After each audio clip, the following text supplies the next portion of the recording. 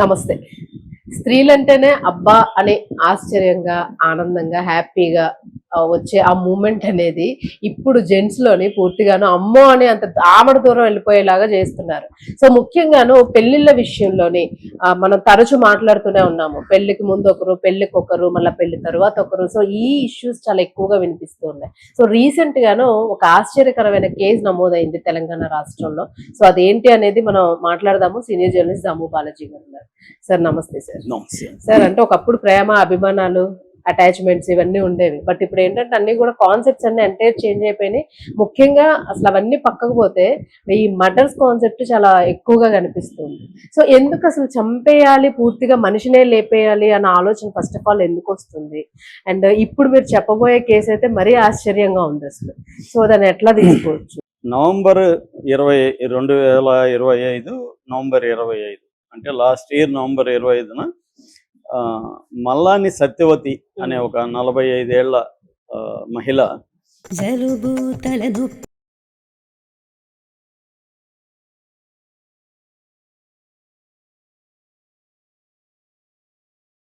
ఈ మియాపూర్ పోలీస్ స్టేషన్కి వచ్చి నా భర్త 19వ తేదీ నుంచి కనిపించట్లేదు అని ఒక కంప్లైంట్ ఇచ్చింది. వీళ్ళు మామూలుగానే కంప్లైంట్ తీసుకున్నారు. మిస్సింగ్ పర్సన్ కంప్లైంట్ అంటారు, అది తీసుకున్నారు.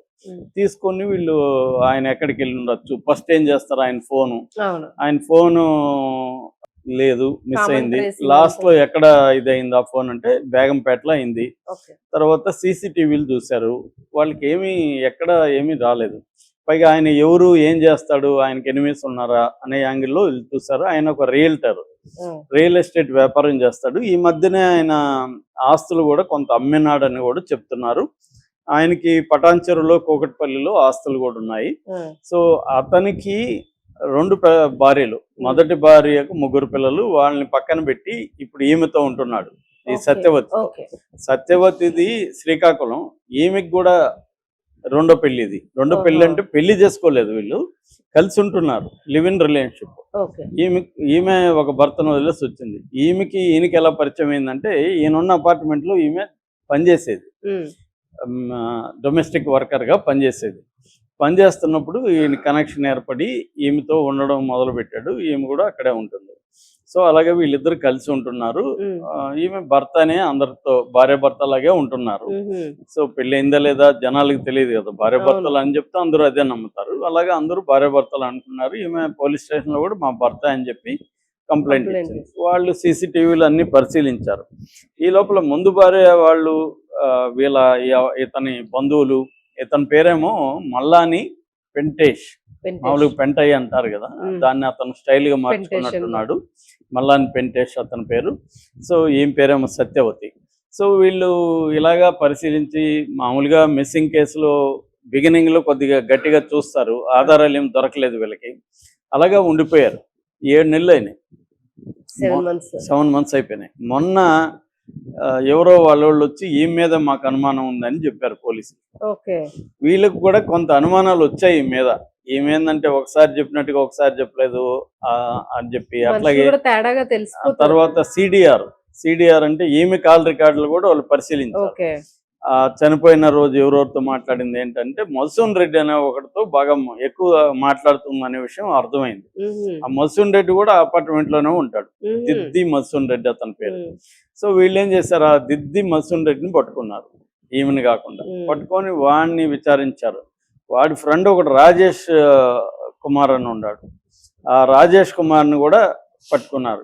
రాజేష్ కుమార్ పేరు దిద్ది రాజేష్ కుమార్, మధుసూన్ రెడ్డి పేరు మల్లాని మధుసూన్ రెడ్డి. సో వీళ్ళని చేస్తా ఉండే క్రమంలో ఈమె ఒకరోజు పోలీస్ స్టేషన్కి వచ్చి నా భర్త నేనే చంపేశానని చెప్పింది. అవునా? అంటే ప్రియుని కొడుతున్నారని భయపడో ఏమో ఈ మధుసూన్ రెడ్డి ఆమెకు లవర్. సో వాడిని తీసుకెళ్లేసరికి ఆమెకు భయం వేసినట్టుంది, వెళ్ళి మేమే చంపేస్తామని ఇంకా ఒప్పుకునింది. అప్పుడు వాళ్ళు సరే ఎలా చంపారు ఏంటి అనేది అడుగుతారు కదా, అప్పుడు వీళ్ళు చెప్పారు. సో వీళ్ళు ఏం చేశారంటే, అతనికి ఈ లవర్ మధుసూన్ రెడ్డి ఈమెకి నిద్ర మాతలు తెచ్చిచ్చాడు. వాటిని ఈమె పొడి చేసి ఫుడ్లో కలిపి అతనికి పెట్టింది. అతను తినేసి నిద్రపోయాడు. నిద్రపోయేసరికి ఈమె ఫోన్ చేసి మధుసూన్ రెడ్డికి చెప్పింది, మనవాడు గట్టిగా నిద్రపోతున్నాడు, ఇదే సమయం రండి అని. ఇతను తోడు కోసం రాజేష్ కుమార్ అని ఇంకొకరిని తీసుకున్నాడు. వాళ్ళిద్దరు వచ్చారు, ఈమె కాలు పట్టుకున్నది, వాళ్ళిద్దరు దిండు అదిమి అతన్ని చంపేశారు. చంపినాక కూడా వీళ్ళకి ముందే ప్లాన్ వేసుకున్నారు, ఎలా చంపాలి, చంపినాక బాడీని ఏం చేయాలి. ఈ మధ్య అంతా స్కెచ్లు వేసుకుంటున్నారు కదా. అలాగా వీళ్ళిద్దరు ఏం చేశారు, వీళ్ళు ముగ్గురు కలిసి ఏం చేశారంటే XUV 500 దాంట్లో ఈ బాడీని వేసుకున్నారు. వేసుకొని మహారాష్ట్రలో దారాని జిల్లా అని ఉంది, అక్కడ నల్దుర్గా పోలీస్ స్టేషన్ పరిధిలో అక్కడ ఫారెస్ట్ అంటే ఇతను ఈ మసూన్ రెడ్డి అప్పుడప్పుడు ఆ ఏరియాలో వెళ్ళొస్తున్నాడు. సో అక్కడైతే బాగుంటది, అక్కడ ఎవరు లేరు అని చెప్పి అక్కడికి పైగా దూరం అయితే వేరే స్టేట్ అయితే వేరే అదే అంటే ఏముంది వెహికల్లో తీసుకెళ్లారు, మామూలుగా ముగ్గురు ఉన్నారు కదా. సో అలా తీసుకెళ్లారు, ఎక్కడ జనరల్ గా వెహికల్ చెక్ చేయరు కదా, అలాగా తీసుకెళ్లి అక్కడ లోపలికి తీసుకెళ్లి పెట్రోల్ కొనుక్కున్నారు. పెట్రోల్ కొనుక్కొని ఆ బాడీని అక్కడ వేసి పెట్రోల్ పోసి తగలబెట్టేశారు. అయితే వీళ్ళు ఫుల్గా అది కాలలేదు, తగలబెట్టి వచ్చేసారు. మరుసటి రోజు అక్కడ ఎవరో జనం చూసి అక్కడ నల్దుర్గ పోలీసులకి ఫోన్ చేసి చెప్పారు. వాళ్ళు వెళ్ళి బాడీని చూస్తే అది మొత్తం కాలిపోయి ఏదో ఎముకలు మాత్రం ఉన్నాయి. వాళ్ళు మామూలుగా ప్రొసీజర్ ప్రకారం తొడ ఎముక, ఫెమర్ బోన్ అంటారు దాన్ని, ఆ తొడ ఎముక మాత్రం ప్రిజర్వ్ చేసి పెట్టారు. అంటే ఇది ఎవరిదో DNA తెలియడానికి వేరే మార్గం ఏం లేదు. దాంట్లో ఏమి గుర్తులు బట్టలన్నీ కాలిపోయినాయి. సో ఎముకలు మాత్రం ఉన్నాయి. ఎముకలు తొడ ఎముక తీసి పోలీస్ స్టేషన్లో పెట్టారు.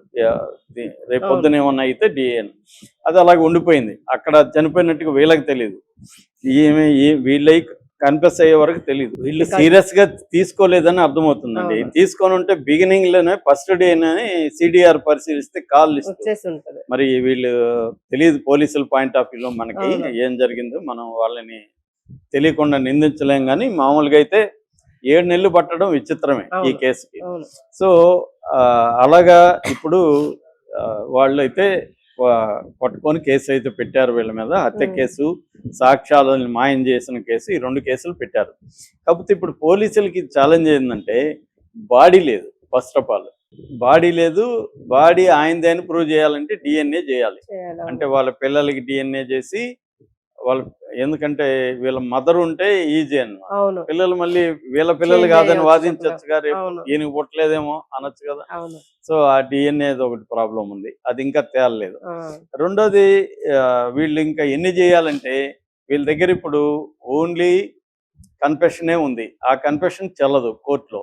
ఎందుకంటే మేము చంపినామని వీళ్ళు దెబ్బలు కొట్టుంటే ఏమైనా ఒప్పుకున్నారేమో తెలియదు, కానీ కోర్టులో ఒప్పుకోరు కదా. రేపు వీళ్ళు అడ్వకేట్లు పెట్టుకుంటారు. పైగా ఈయన డబ్బులు ఉంది కదా వీళ్ళ దగ్గర, అతను ఆస్తి ఉంది కదా. సో వీళ్ళు ఇప్పుడు ఏం చేస్తారు, పోలీసులు ఏం చేయాలి, నిద్ర మాత్రలు ఎక్కడ కొన్నారో ఎస్టాబ్లిష్ చేయాలి. తర్వాత CCTV ఫుటేజ్ కలెక్ట్ చేయాలి. తర్వాత టోల్ రికార్డ్స్, ఈ వెహికల్ టోల్ ఇల్లు ఉంటుంది కదా, వెహికల్ ఇల్లుని చేయాలి. డీజిల్ ఎక్కడ కొన్నారు, పెట్రోల్ ఎక్కడ కొన్నారు, అక్కడ పెట్రోల్ బంకులో ఉండే CCTV ఫుటేజ్ కలెక్ట్ చేయాలి. తర్వాత ఫోన్ టవర్, వీళ్ళు అక్కడ ఉన్నట్టుగా ఫోన్ ఆ టైంలో అక్కడ ఉన్నట్టుగా వీళ్ళ ఫోన్లు ఉన్నాయో లేదో మరి చూడాలి. సో ఫోన్ టవర్ చూడాలి, CDR చేయాలి. తర్వాత బ్యాంక్ లావాదేవీలను చూడాలి. అంటే మర్డర్ ఫర్ గెయిన్ ఇది. ఇతను 2 కారణాలతో చంపారు. ఒకటి, ఈమె అఫైర్ పెట్టుకుంది మసూన్ రెడ్డితో, అది భర్తకు తెలిసింది, భర్త గొడవ పడుతున్నాడు కాబట్టి అఫైర్ నడవాలంటే ఇతను అడ్డుగా ఉన్నాడని తొలగించాలి. రెండోది ఆస్తులు, అమ్మిన డబ్బులు ఉన్నాయి, బ్యాంక్ లావాదేవీలు ఉన్నాయి, అది మనకు వస్తుంది అనే 2 యాంగిల్స్లో. ఇప్పుడు అది మర్డర్ ఫర్ గెయిన్ అంటారు, అది చేయాలి. విక్టిమ్ ఫోన్ రికవరీ కాలేదు, అతని ఫోన్ లేదు. సో ఇలాగా ఇప్పుడు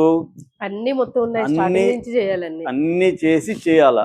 అసలు ఇక్కడికి రావడానికే 7 నెలలు పట్టింది, ఇంక ఇవన్నీ చేస్తారా వీళ్ళు అనేది. అందుకనే నేను చాలాసార్లు చెప్తుంటా, విక్టిమ్ వైపు నుంచి స్ట్రాంగ్గా ఉండి డబ్బులు ఖర్చు పెట్టి పోలీసులు కూడా శ్రద్ధ తీసుకొని చేస్తేనే మర్డర్ కేసులు ప్రూవ్ అవడం చాలా కష్టం అండి ఇలాంటి కేసుల్లో. అందుకని వీళ్ళు ఏంటంటే ఇవన్నీ స్టడీ చేసి చంపేస్తారు, వాడి డబ్బులతోనే కేసుని వీళ్ళు చూడండి. ఒకటి కాదండి, ఎక్కువగా డబ్బులు ప్లస్ వివాహ సంబంధం ఒకటి లింక్. సో అందుకని ఎక్కువగా ఏంటంటే ఈ కేసుల్లో శిక్షలు పడడం కష్టం అన్నమాట. సో ఈ కేసులో మరి ఏం చేస్తారో చూడాలి. Thank you sir.